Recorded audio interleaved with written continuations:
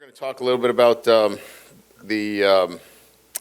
ReliaQuest. We'll talk a little bit about individual awards, and then open it up to the questions, and I'm sure you have a few of them. First of all, excited about the invitation to play in the ReliaQuest Bowl. It's a great destination, certainly Tampa for our football team, and a great matchup with a Big Ten opponent in Wisconsin. Great tradition, certainly a team that is well coached, and Luke Fickell know him very well, and this team will be anxious and excited to play in this game. So it offers us an opportunity for a 10th win, which has been really kind of the thing that we have talked about for the last 6 weeks after the Alabama game as being an important piece for the development of our program, is to get to back-to-back seasons with 10 wins. So, again, excited about the matchup, excited about going to Tampa and giving our players an opportunity to be part of a New Year's Day. I know it's not a New Year's Six, but it's a New Year's Day bowl game, and it'll be well received. As it relates to some individual notes, I want to congratulate Mike Denbrock as a finalist for the Broyles Award. I think we'll find out on that today. And we think he did, obviously, an incredible job with his offensive staff and, what they were able to accomplish, offensively, leading the nation in scoring, total offense, third down conversion, yards per play. Just an incredible offensive year in terms of its production, unprecedented in that respect. Also, Jaden, obviously, as a finalist for the Heisman, certainly want to note that. Congratulations to him. That's an incredible achievement. He also was the winner of the Johnny Unitas Award, and there are others that are certainly out there pending that we believe he is a strong candidate for as well. So exciting postseason notes, an incredible year from an offensive standpoint, and certainly looking forward to the bowl game. We are in exams right now, so our players are not required to be in any mandatory football activities. They are focused on academics. We will have weight training and some conditioning activities available to them during this week. We will begin our practice on Monday, our first practice, which will give us 15 practice opportunities prior to the first game. It'll give us approximately 17 meetings. It'll give us 4 to 5 weight training opportunities. So ample opportunity for us to continue to develop our football players and certainly prepare ourselves against a Wisconsin opponent that we're excited, obviously, and want to be able to put our best foot forward. So that's a little bit about the schedule in terms of what we've got going forward. I'll open it up to questions that you might have on all these matters. Coach, just about the bowl preparation. I know you did your interviews last week. How did that go as far as fielding a roster? Do you have a good handle on who you think will play? I think we have a really good sense of the players that will be available for the bowl game. For me to stand here and tell you exactly what those players are, I couldn't do that. But I would say that, we spent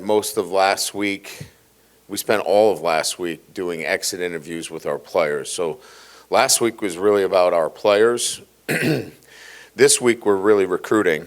And then we'll get to other evaluations within the staff. Once recruiting goes dead and our coaches' responsibilities have completed, they have responsibilities and they have to finish off their responsibilities to LSU. Then we'll do evaluations of staff, and so that's another week away. But as it relates to our players, we feel like we're in a pretty good position relative to who we think is playing, and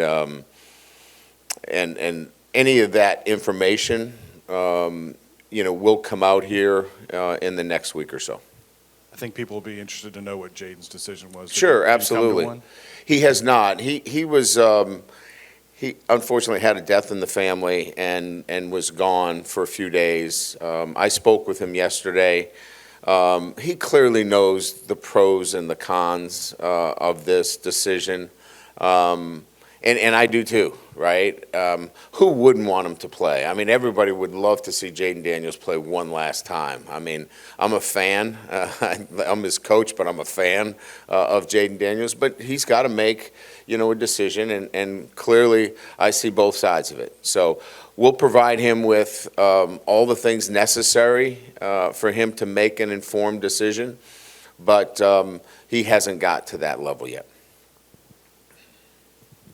Coach, right here, in the documentary series that you all were able to put on for Jaden, he talks about when he got to campus, he might have been a little immature. And I know you've talked a lot about his decisiveness on the field, but what have you seen from him as a man and just as a leader kind of off the field in his growth here?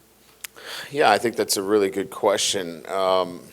Look, you hope and you want to design a culture and an atmosphere for your players on a day-to-day basis to be held accountable, to make good choices, and to be surrounded by others to do the same thing. And I think his time here has allowed him to strengthen, his accountability, his choices, and that's what we have tried to, put forth since we got here, and I think he's a product of that, and he's influenced others around him.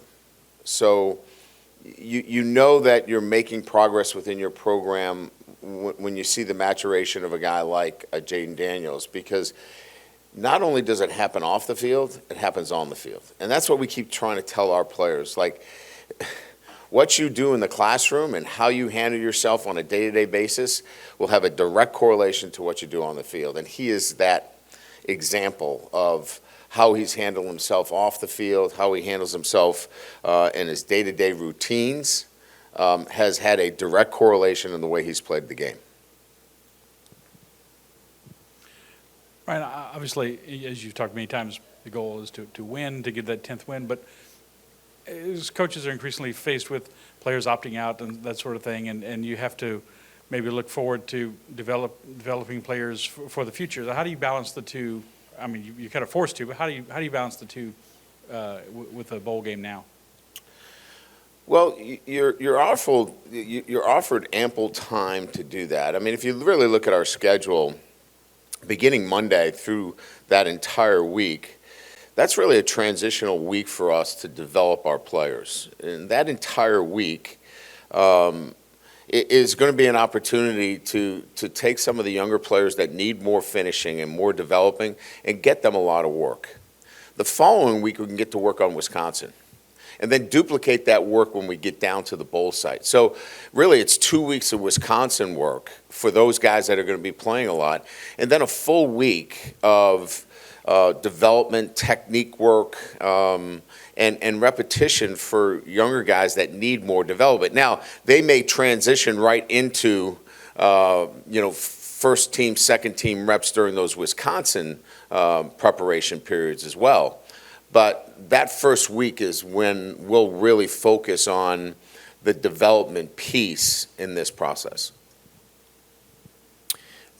Coach, you're still in the process of evaluating your assistant coaches in terms of who will be Yes. retained and if there are any changes? Yes, sir. Yes, sir. And look, 9-3, we're here to win championships. And so our defense did not play to the level that our standard is set at. Look, nobody is happy, including everybody on the defensive side and the head football coach, that we didn't play the kind of defense necessary. I'm not happy about it. Nobody's happy about it. Our fans shouldn't be happy about it. And we have to do things to make sure that doesn't happen again. But to say that we're just addressing it now is is just not correct. We started addressing it after the Mississippi State game, the Mississippi game. That's when addressing our defensive shortcomings began. And so this process has been ongoing. You know, it's not like all of a sudden, hey, by the way, you got to fix the defense.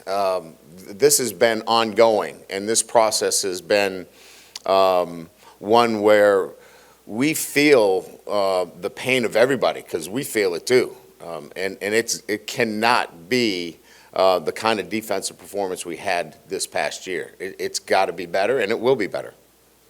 Can you just share a little bit in terms of it's a blend of coaching and personnel, or both need to be improved, or what do you think there? I don't think that I've ever – look, here's what I can tell you.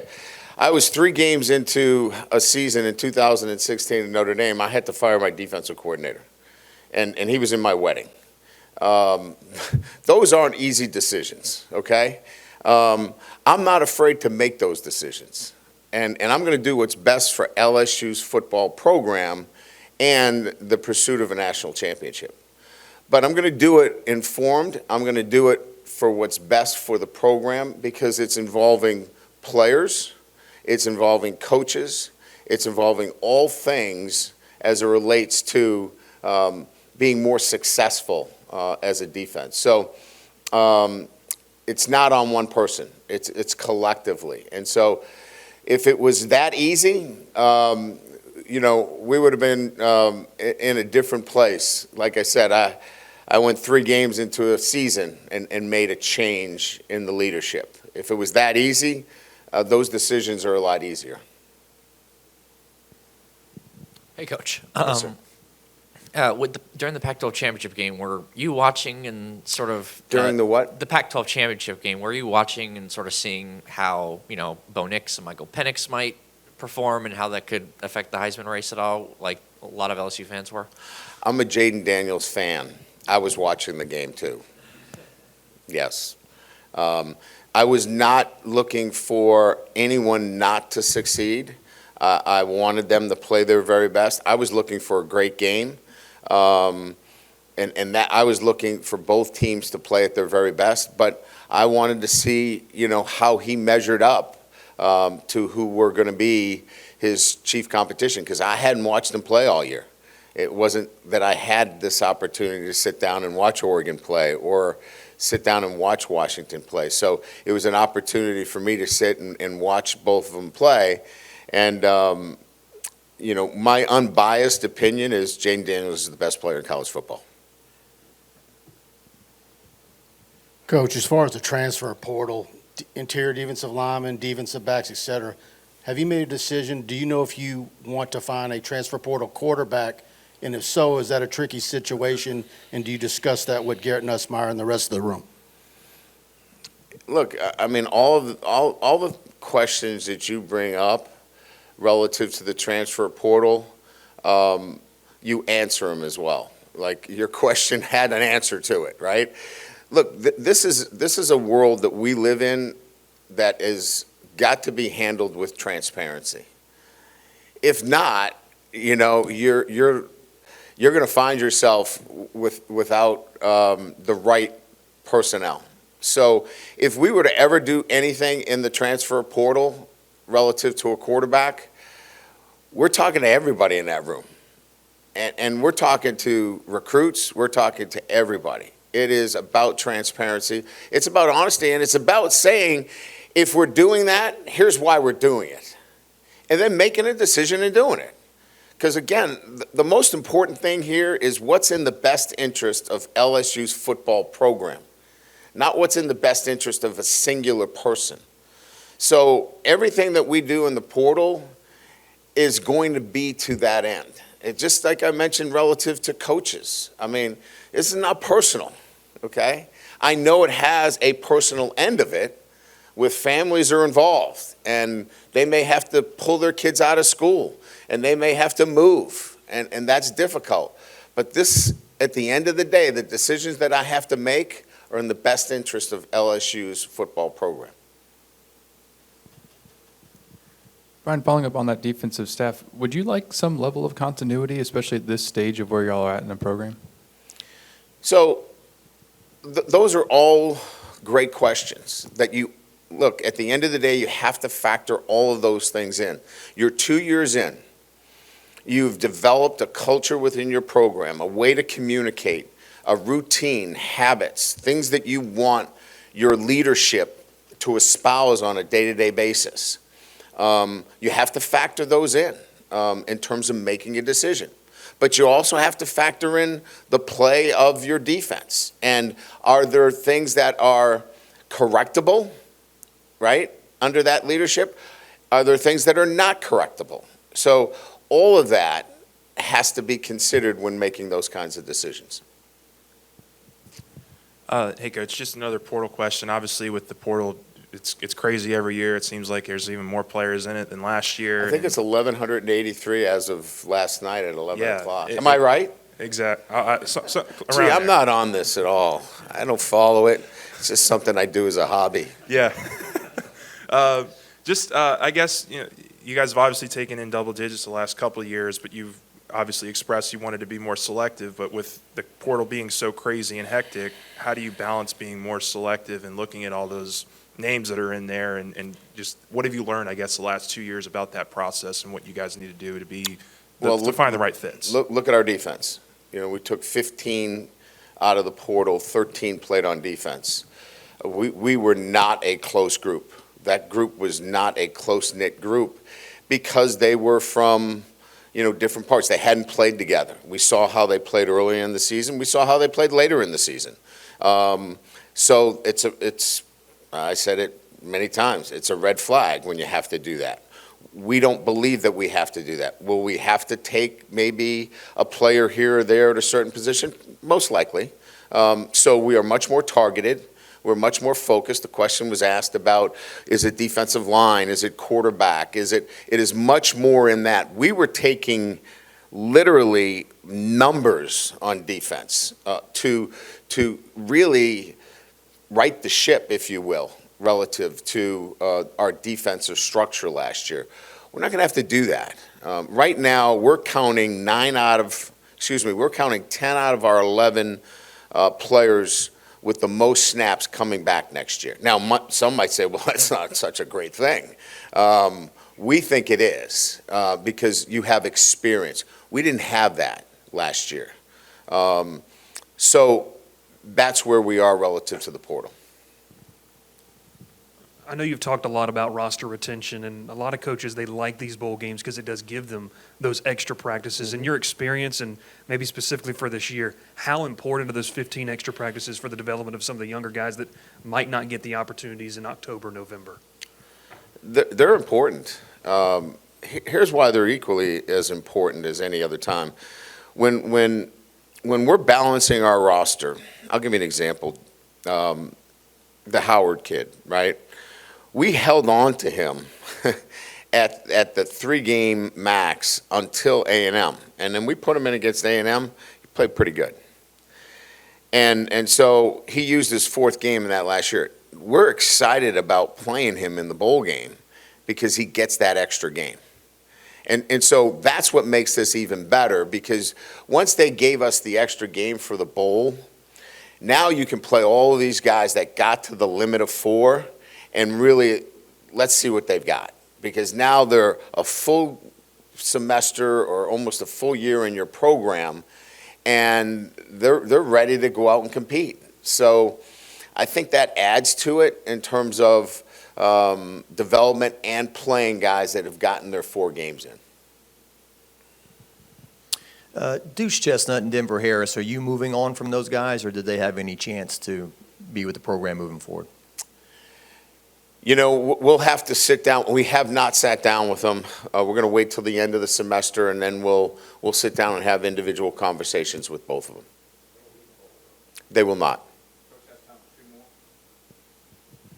Hey, Coach, when you have players up for individual awards, especially an award like the Heisman, I guess what does that mean, impact-wise when you're going into the season of heavy recruiting right now?